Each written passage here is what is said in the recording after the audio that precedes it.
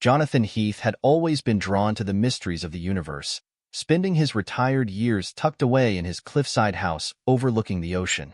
It was a peaceful life, filled with books and the ceaseless murmur of the waves, until the night the sky lit up with more than just stars. Seated in his armchair, Jonathan glanced out the window and caught sight of a streak of light slashing through the night. He set his book aside, curiosity piqued. Grabbing a flashlight and his old coat, he hurried outside. The trail of light led to the beach, where Jonathan found a small, oddly shaped craft partly buried in the sand. It was unlike anything he'd ever seen, even in his years observing the cosmos. The hull was smooth, shimmering under the moonlight, pulsating with a soft glow that seemed to breathe. The door of the craft was ajar, revealing a faint light inside. Jonathan approached cautiously, peering into the dim interior. His heart skipped as he spotted two small figures huddled together on the floor of the craft. They were infants with delicate, silver-tinted skin and large, luminous eyes that watched him warily. "Hello there," Jonathan said softly, aware of how strange he must look to them. He slowly extended a hand, trying not to frighten them. The babies seemed to understand he meant no harm. They didn't flinch. Jonathan checked around the beach, but it was clear they were alone. He couldn't just leave them there. With a gentle touch, he picked them up, one in each arm, and carried them back to his house. Once inside, he set them down on the soft couch, wrapping them in blankets. They watched his every move with an intense curiosity that belied their apparent age. "You must be hungry," Jonathan murmured, heading to the kitchen to warm some milk. He had no baby formula, but milk would have to do for now. When he returned, the twins were exactly as he'd left them, their eyes fixed on him.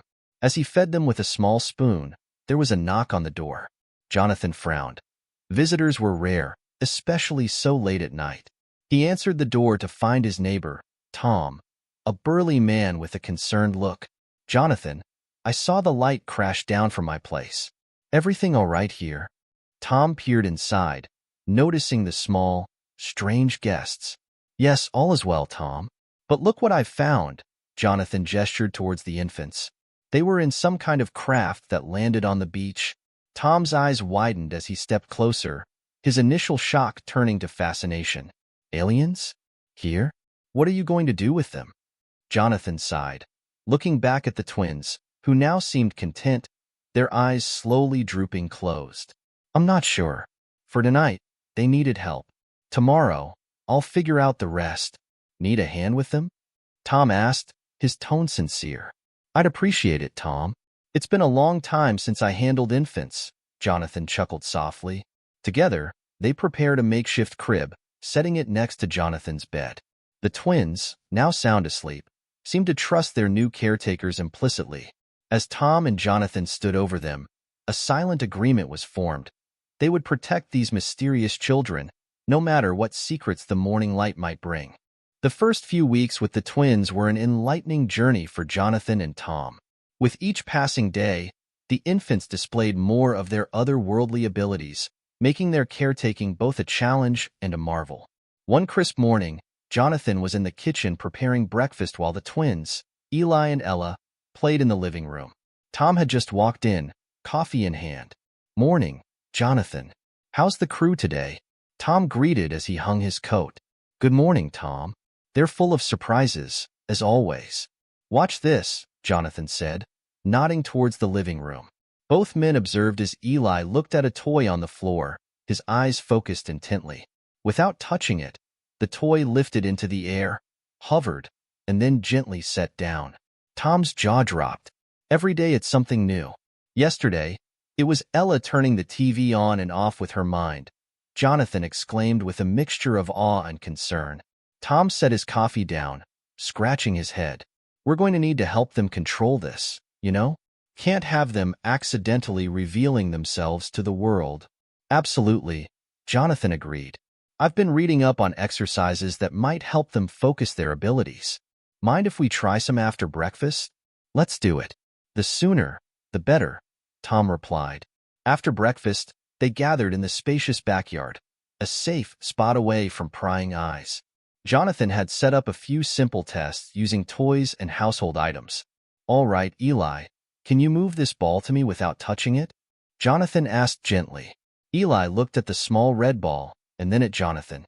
Concentrating hard, his eyes shimmered a light blue as the ball slowly rolled across the grass to Jonathan's feet. Well done, Eli. Tom clapped, his usual reserve replaced by excitement. Now, can you bring it back here? Eli's face lit up with a grin as he repeated the task, this time sending the ball rolling to Tom. They continued with various exercises, both twins gradually getting better at controlling their telekinesis. Ella, not to be outdone by her brother, showed that she could manipulate multiple objects at once, a skill that astonished both men. Okay, Ella, let's try something different, Tom suggested. Can you turn the page of this book without touching it?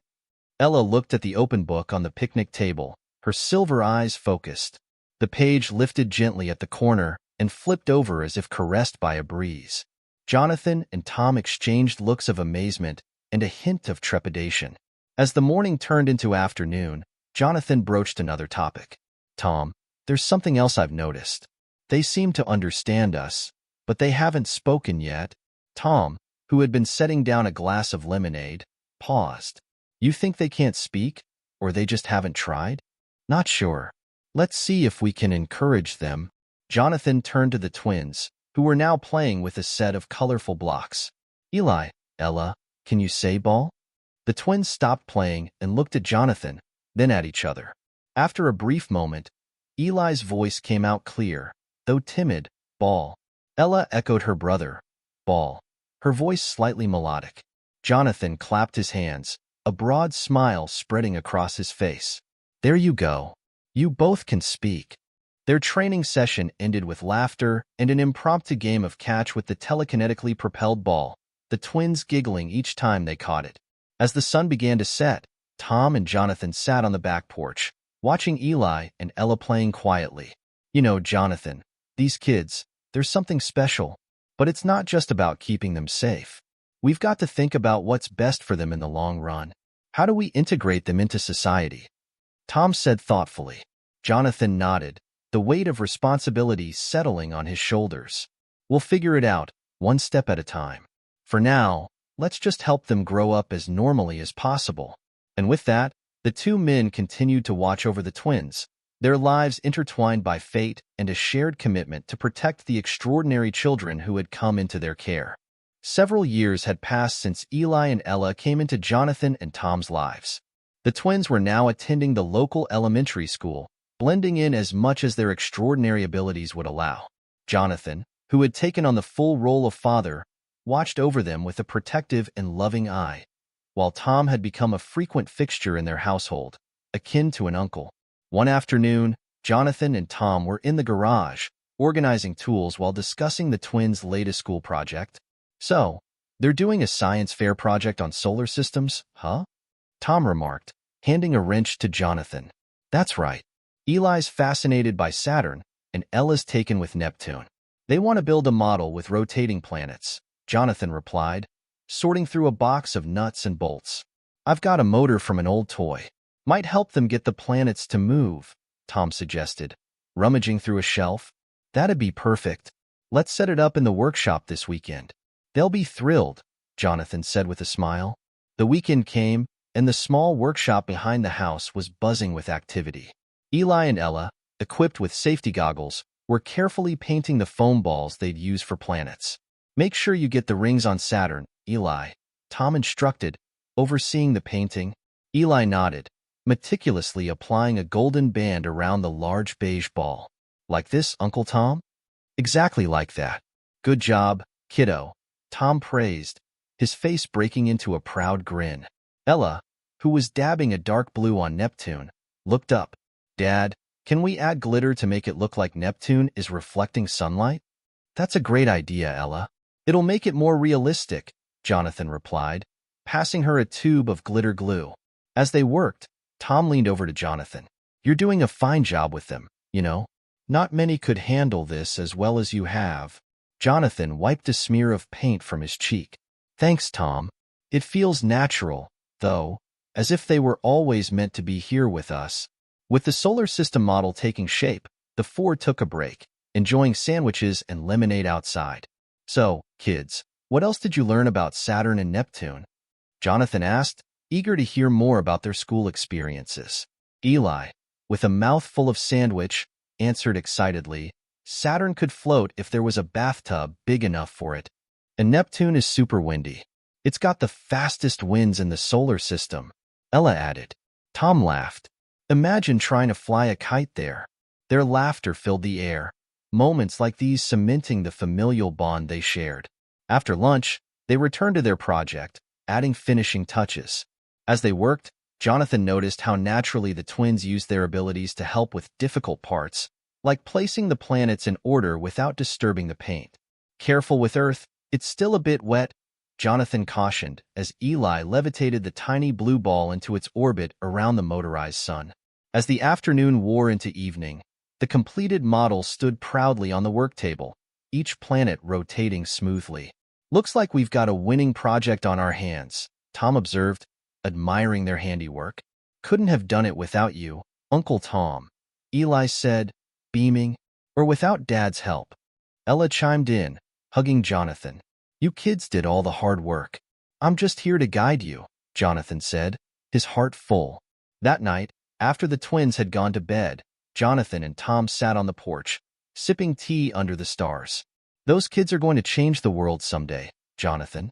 They've already changed ours, Tom mused, looking up at the twinkling sky. Jonathan nodded in agreement, his thoughts drifting to the future. They have it that. And whatever comes, we'll face it together. They're not just my responsibility, they're my family. In the peaceful silence that followed, both men sat contemplating the vast universe, grateful for the small part of it that had landed on their doorstep. The bonds they had formed with Eli and Ella were as deep and enduring as the starry heavens above. Eli had grown into a thoughtful young man, his once mysterious abilities now a natural part of his daily life, thanks to the careful guidance from Jonathan and Tom. As he navigated his first year at the local university, he found himself drawn to a classmate, Mia, who shared his passion for astronomy. One afternoon, in the university's planetarium, Eli spotted Mia struggling to align the projector for the night sky simulation. Need a hand with that? Eli asked, approaching her. Mia looked up, her face lighting up with relief. Eli, yes, please. I can't seem to get the constellation alignments right. Working together, they adjusted the settings. As the stars took their places on the dome above them, their hands brushed lightly, sending a gentle spark through Eli's heart. There, that should do it, Eli said, trying to focus on the stars rather than the electricity between them. Thanks. I would have been here all night trying to figure that out, Mia said, her eyes sparkling with gratitude. You're a lifesaver. Eli smiled, feeling a warmth spread through him. It's no problem at all. I love this stuff. I can tell. You're always top of our class in Professor Hawkins' lectures, Mia responded, packing up her notes. Maybe we could study together sometime? I find I learn a lot more when I can discuss it with someone else, Eli suggested, hoping he didn't sound too eager. Mia's smile widened. I'd like that. How about this Friday evening? We could meet here, then grab some dinner? It's a date, Eli said, then immediately worried it was too forward. Great, it's a date, Mia confirmed happily, apparently unbothered by his phrasing. That Friday, their study session flowed smoothly into dinner. Conversation veered from black holes and cosmic theories to favorite books and films. They discovered a shared love for old science fiction novels and spicy food. Walking Mia back to her dorm after dinner, Eli felt a connection he hadn't experienced before. At her building's entrance, he hesitated, not wanting the night to end. Mia seemed to feel the same way. Thanks for tonight, Eli. I had a really good time. Me too, Eli replied. He took a breath, then leaned in, his heart racing. Can I kiss you? Mia nodded, her eyes bright under the porch light. Eli gently cooped her face with his hands, and they shared a soft, tentative kiss that sent waves of warmth through them both. As they pulled apart, Mia touched his cheek lightly. I'm really glad we did this. So am I, Eli murmured, feeling as if he was suddenly among the stars they loved to study. Back at home, Eli found Jonathan and Tom in the living room, discussing a problem with the kitchen sink's plumbing. How was your evening, son? Jonathan asked, looking up as Eli entered. It was great. We studied, talked a lot, and I kissed her, Eli confessed, a shy smile creeping onto his face. Tom chuckled, passing Eli a mug of tea. Well, that sounds like a successful evening. She's a nice girl, Mia. Jonathan smiled warmly at Eli. I'm happy for you. It's wonderful to see you making such strong connections. Eli sipped his tea, his heart still light from the evening. Thanks, Dad, Tom. It means a lot to me that you guys are here. We always will be, Jonathan said, his voice firm with paternal love. Now, tell us more about this date. What else did you two talk about? Eli settled into an armchair, ready to recount the evening in detail. As he spoke, the room filled with laughter and shared excitement, the bond between the three of them deepening even further. For Eli, it wasn't just about finding love. It was about sharing these moments with his family. A few months had passed since Eli's relationship with Mia began to blossom. The twins were thriving, balancing their extraordinary abilities with normal teenage life.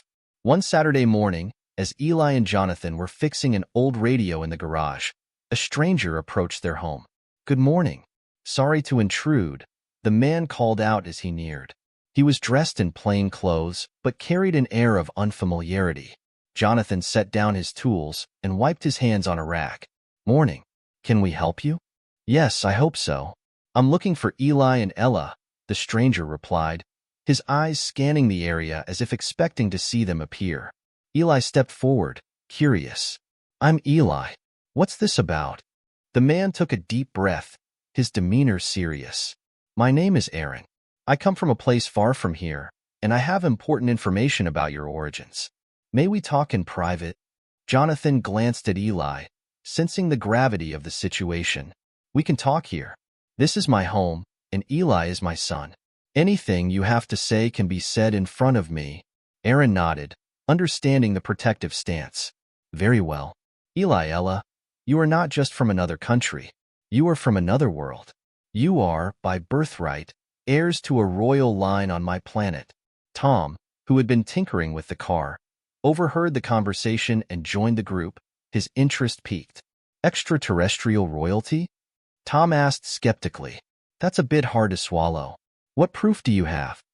Aaron reached into his bag, pulling out an intricately designed metal device that hummed with a soft glow. He handed it to Eli. This is a royal seal, recognized universally among our people. It reacts only to the touch of our royal bloodline. Eli hesitated, then touched the device. It brightened immediately, emitting a harmonious series of tones.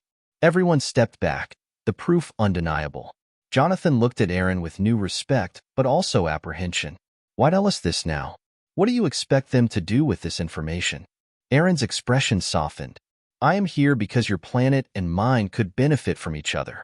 However, my primary concern is for Eli and Ella to understand their heritage and consider their roles in our society. Eli exchanged a look with Jonathan, his mind racing. And if we choose to stay here? That is your right, Aaron conceded. But consider visiting our world. Learn about your culture, your people. Jonathan and Tom discussed the matter briefly, then turned to Eli. This is your decision, but you won't be making it alone, Jonathan assured him. Eli nodded, feeling the weight of his heritage, but also the support of his earthly family. I think we should go see this world, learn what it's all about. Ella should be part of this conversation too. Of course, Aaron agreed. I will provide you with everything you need to make this journey safe and enlightening. The group spent the rest of the day asking Aaron questions about their alien heritage, the technology, and culture of his world. Tom was fascinated by the advanced technology, while Jonathan was more concerned with the societal structure and the rights of their people. As the sun began to set, Aaron promised to return the next day with more information and to introduce them to more aspects of their heritage. He left them with a small communication device to keep in touch. That evening, as they sat down for dinner, the family discussed the day's revelations. Eli and Jonathan were cautious but curious about the possibilities that lay ahead. Tom, ever the adventurer, was excited about the technological implications. We're stepping into a larger world, Jonathan mused, his voice mixed with wonder and concern. Eli nodded, feeling a sense of adventure awakening within him. It's going to be a journey, that's for sure. As they ate, the family bonded over their shared future, their conversation filled with speculation and plans. The echoes of their past were about to lead them to an unimaginable future, and together, they would face whatever came their way. Jonathan, Tom, Eli, and Ella prepared for the journey with a mix of excitement and apprehension. Aaron had arranged for their transport to his world in a discreet manner, ensuring their departure remained unnoticed by the general populace. The morning of their departure, the group gathered in Jonathan's living room, surrounded by a few bags packed with essentials. Aaron stood by the window, monitoring a device that looked like a sleek, silvery tablet. "It's time," Aaron announced, looking up from his device. "Our shuttle is cloaked and waiting just beyond the coast. We'll teleport directly aboard." "Teleport?"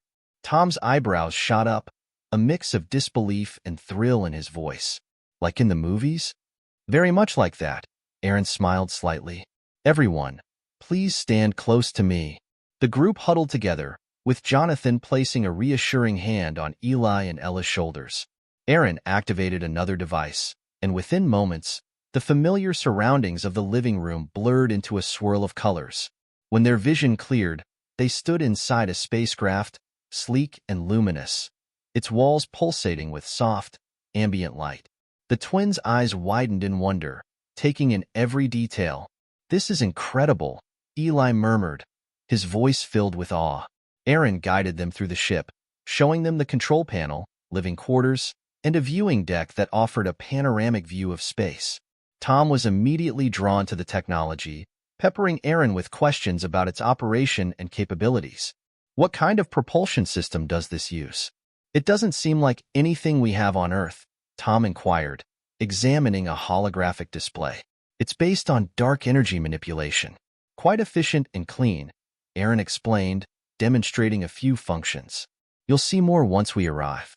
Our planet prides itself on its technological advancements." As the journey progressed, Jonathan and the twins spent time on the viewing deck, watching stars and galaxies pass by. Aaron joined them, offering insights into the constellations of his world. "Each constellation has a story," Aaron shared, "much like your own mythologies. They often tell tales of heroes, historical events, or moral lessons." Jonathan listened, relating the stories to similar human myths. "It seems that no matter where you go in the universe, the stars are always a source of stories and wonder." "Yes, they unite us in ways we often don't realize," Aaron agreed. After what seemed like only a few hours, Aaron announced their approach to his planet. The group gathered at the front of the ship, watching as a vibrant, azure planet grew larger in their view. "That's your home?" Ella asked, her voice a mix of nervousness and excitement. "It is," Aaron confirmed. "Welcome to Lyria." The shuttle entered the planet's atmosphere, the skies outside shifting from black to a bright, clear blue. They landed smoothly near a large, elegant city that merged natural landscapes with stunning architecture. Upon disembarking, they were greeted by a delegation of Lyrians, who welcomed them with a mix of curiosity and reverence. The twins were particularly struck by the warm reception and the intriguing mix of familiar and alien customs. Their first day on Lyria involved a tour of the city's central district, where they observed various cultural practices, art, and technology that made everyday life on the planet. Jonathan and Tom were fascinated by the seamless integration of nature and technology. In the evening, they attended a dinner hosted by some of Lyria's leading figures. The meal featured a variety of dishes, some similar to Earth cuisine and others completely alien. As they ate, a prominent Lyrian scientist named Dr. Niles joined them. "I've heard much about Earth's scientific achievements from Aaron. It's a pleasure to discuss our technologies with you." Tom engaged eagerly, discussing potential collaborations and exchanges of knowledge. "There's so much we could learn from each other." "Yes, and perhaps teach as well," Dr. Niles smiled. "The exchange of knowledge will be beneficial for both our worlds." The day ended with a sense of promise and anticipation. As they returned to their quarters, Eli reflected on the experiences. "I never imagined anything like this. It's like a dream." Jonathan, watching the city lights from their accommodation window, nodded. "It's more than a journey. It's a bridge between worlds." And it's just beginning. After several days immersing themselves in Lyrian culture and technology, Eli, Ella, Jonathan, and Tom found themselves in the heart of a profound discussion about their future. They sat in a private room overlooking one of Lyria's serene parks, where Aaron and Dr. Niles had joined them for a pivotal conversation. Eli, Ella, you've now seen what Lyria has to offer, Aaron began, his tone earnest. But more than seeing, you've experienced what it means to be part of this world. The decision is now yours to make. Whether to stay and embrace your roles here or return to Earth and lead your lives there. Eli exchanged a look with Ella, both of them feeling the weight of the decision. Jonathan, sitting next to them, gave a supportive nod, indicating they weren't alone in this. Tom chimed in, his voice practical yet warm. It's a big decision, kids. Either way, you've got opportunities most can only dream of. What are you leaning towards? Ella spoke first, her voice calm but uncertain. I love it here, the culture, the people. It's all amazing. But Earth is our home too. It's where we grew up, where our friends are. Eli continued, and there's so much we could bring back to Earth from here, knowledge and advances that could help everyone. Dr. Niles nodded appreciatively. It's a rare situation, having ties to two worlds. Perhaps, rather than choosing one over the other, there could be a way to bridge them. That's an intriguing idea, Jonathan mused. Serving as ambassadors between Lyria and Earth could be a way for you to honor both parts of your heritage. Aaron's eyes lit up with the suggestion. An ambassadorial role would indeed be fitting. It would allow you to share and grow with both cultures without forsaking either. Tom, always the engineer, began to think aloud about the logistics. We'd need to establish some sort of regular communication, maybe even transport between Earth and Lyria. There's a lot to figure out, but it's doable. Eli and Ella smiled at each other, relieved by the unfolding solution that seemed to fit their desires and duties. I think that's what we want, Eli declared. To be a link between our two worlds, helping both advance and understand each other better. Ella added, and we'll need guidance from both planets. Aaron, Dr. Niles, can we count on you here? And we'd need you too, Dad, Tom. Jonathan's response was immediate and firm. You'll always have my support. No matter where you are, I'm here for you. And I've got a few good years left in me to help set up whatever needs setting up, Tom added with a chuckle. Aaron and Dr. Niles confirmed their commitment to assisting Eli and Ella in their new roles, discussing the next steps, such as education in diplomacy and interstellar communications. As the meeting drew to a close, the group stood together, looking out at the city below. The sun was setting, casting a golden light over the buildings and parks of Lyria. You've made a wise choice, Aaron said. Not just for yourselves, but for both our peoples. Eli and Ella, standing side by side, felt a sense of purpose like never before. They were about to embark on a new journey, not just as twins from two different worlds, but as leaders and bridge builders. Let's start planning, Eli said with newfound excitement. Here's to a new chapter for us all, Ella added, her voice brimming with optimism. Together, the group began to outline the first steps of their ambitious plan, ready to tackle the challenges and opportunities that lay ahead in uniting two worlds. The Grand Hall of Lyria's capital was adorned with symbols of both Earth and Lyria, representing the union of two worlds. Today was not only a day of royal recognition for Eli and Ella, but also their official appointment as ambassadors. The air was filled with a mixture of Lyrian and Earth music, a melodious blend that floated through the vast space. Jonathan and Tom, dressed in formal attire that blended Earth styles with Lyrian elements, stood beside Aaron and Dr. Niles, discussing the ceremony's proceedings. This is quite the gathering, Tom noted, looking around at the diverse crowd. You've got leaders from all over the galaxy here. Yes, it's a significant event, not just for Lyria but for all allied planets. The appointment of Eli and Ella is seen as a pivotal step toward deeper interstellar cooperation, Aaron explained, his voice filled with pride. Jonathan watched as Eli and Ella, dressed in ceremonial robes, spoke with various dignitaries. They look ready for this. It's hard to believe how far we've come. Indeed, it is a day to remember, Dr. Niles added. Their roles will set precedents for future diplomacy. We've prepared them well, but they have also shown an innate aptitude for leadership and understanding. As the ceremony began, the twins stepped onto the dais, their presence commanding the room. Eli spoke first, his voice clear and resonant. Today, we stand before you not just as members of a royal family, but as representatives of two worlds. We are humbled and honored to accept the role of ambassadors, and we pledge to bridge the gap between Lyria and Earth, to foster peace and shared prosperity. Ella continued. Our journey began with discovery and grew through learning and acceptance. We thank our father, Jonathan, and our uncle, Tom, without whom we would not have the courage and wisdom we possess today. The crowd applauded, and Jonathan felt a surge of emotion, pride swelling in his chest. Tom, ever the stoic, wiped a discreet tear from his eye.